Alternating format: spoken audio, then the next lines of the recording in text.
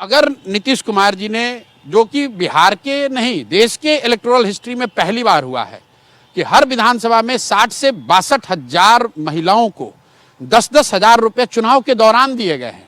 कुछ लोग ये कह सकते हैं कि भाई सरकार तो योजनाएं चलाती ही हैं, चुनाव के पहले सब लोग घोषणा करता है, यहाँ तक ठीक है, लेकिन बिहार में जो हुआ है वो अप्रत्याशित है।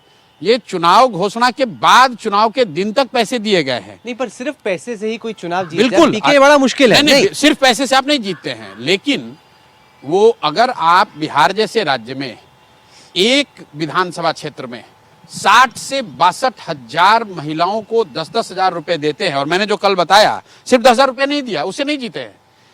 ये कहा कि अगर ये आपके लिए पहली इंस्टॉलमेंट है, ये आपका एडवांस है, जैसे ही आप एनडीए की सरकार बनेगी, नीतीश कुमार मुख्यमंत्री बनेंगे, तो आपको 2 लाख रुपए स्वरोजगार के लिए मिल जाएगा।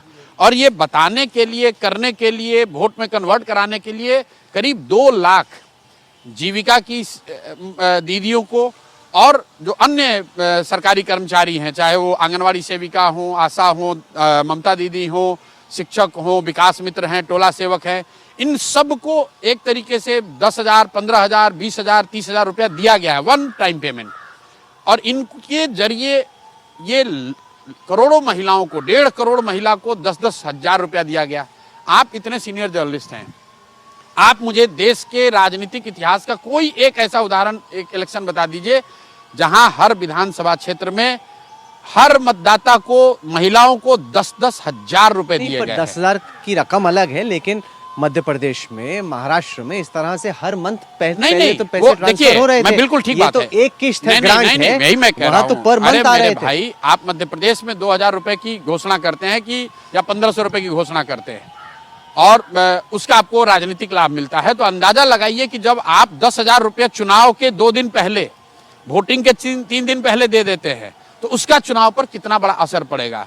और मैं यहां तक मानने को तैयार हूं कि चलिए ठीक है, एक बार को मान लिया कि सरकारी स्कीम है, इसलिए मैंने कल कहा कि अगर ये सरकारी योजना है, वन ऑफ वोट बाइंग नहीं है, वोट खरीदने के लिए पैसा नहीं दिया गया है, सही में स्वरोजगार के लिए पैसा दिया गया है, तो सरकार ने जो घोषणा की है कि 6 महीने के अंदर इन लोगों को, करीब 1.5 करोड़ महिलाओं को स्वरोजगार के लिए 2-2 लाख रुपए दिए जाएंगे जरूरत के हिसाब से।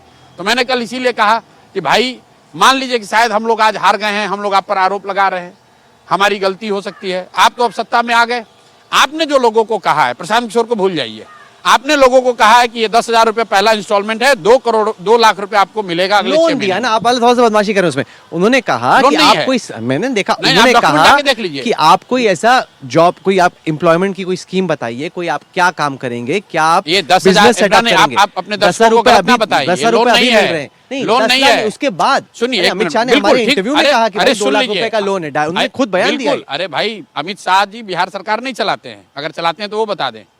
बिहार सरकार का जो बजट है उसको पढ़ लीजिए, जो स्कीम की, कि 10 हजार रुपया पहली किस्त के तौर पर स्वरोजगार के लिए आपको दी जा रही है, और जरूरत के मुताबिक जैसे ही आप अपना स्वरोजगार शुरू करेंगे तो 2 लाख रुपए तक आपको सहायता, नहीं, एक मिनट रुक जाइए, सहायता राशि दी जाएगी।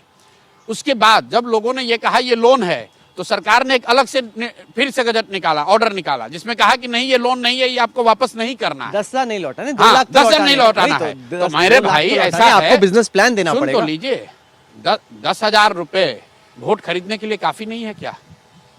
10 हजार रुपए वोट के दिन देने के लिए काफी नहीं है क्या? आप बिहार में जहां प्रति व्यक्ति आए 50 हजार, 55 हजार है, जो लोग दिन में 100 रुपये नहीं कमाते हैं, आधी जनता, उसको आप 10 हजार रुपये दे रहे हैं। एक परिवार में अगर 3 महिला, उसको 30 हजार रुपये मिल गया, तो वोट तो आपको मिलेगा ही मिलेगा।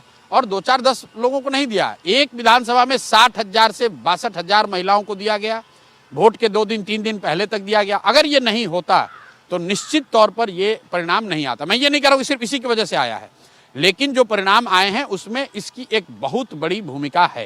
नहीं, पर आपने भी तो गलतियां की, क्योंकि आपसे इंटरव्यू हुआ, फिर हम अलग अलग डिस्ट्रिक्ट्स में ट्रैवल कर रहे थे, मुजफ्फरपुर, वैशाली, किशनगंज, पूर्णिया, वहाँ पे महिलाओं ने ये बताया पीके कि आपने जो बात बोली ना कि शराबबंदी आप वापस ले लेंगे, वो बड़ा नेगेटिव हुआ। आपने भी तो मैं बिल्कुल नहीं मानता हूँ, महिलाओं ने बोला, अरे भाई उनको अच्छा लग रहा है शराबबंदी, आपकी मेरी जो भी राय हो, उनको लगा ये आपसे चूक हुई।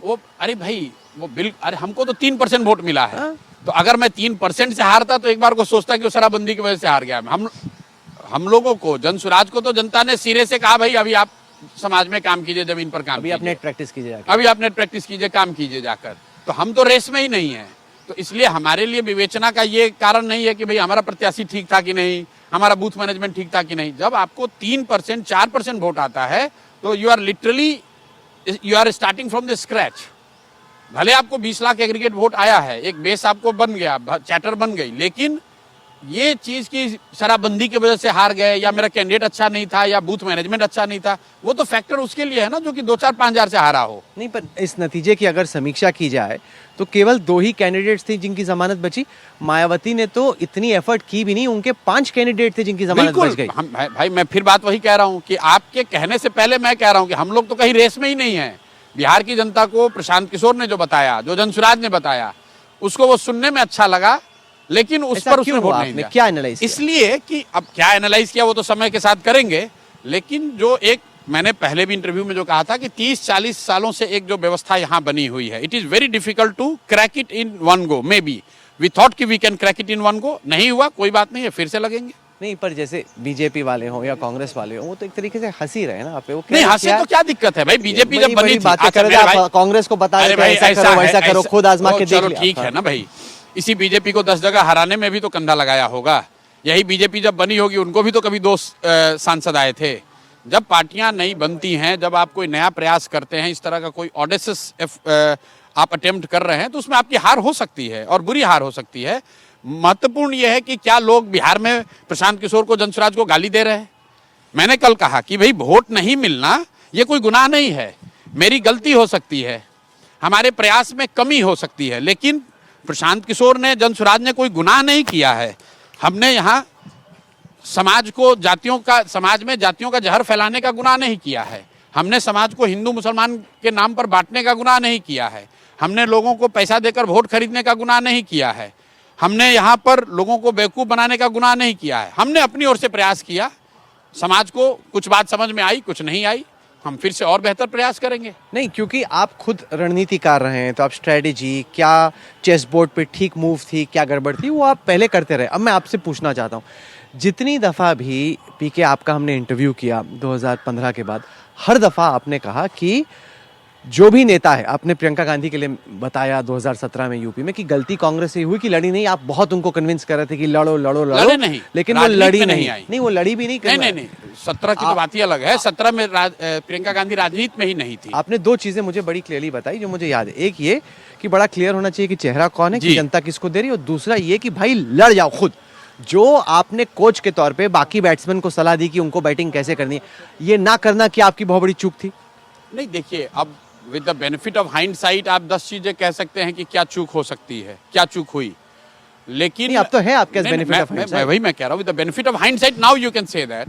उस समय तो यही लग रहा था कि भाई 243 में मैं जितना ज्यादा समय बिताऊं, बजाय इसके कि एक किसी क्षेत्र में समय लगाऊं, पूरे 243 अपने विधानसभा के साथियों को जिताने में जो मदद करूं, तो जो अच्छा लगा वो किया। हर चुनाव की एक अपनी रणनीति है, अपना एक तरीका है। ज्यादातर जगहों पे सफलता मिली है। 2017 यूपी को छोड़ दे तो ये दूसरा बड़ा सेटबैक है मेरे लिए इलेक्टोरली।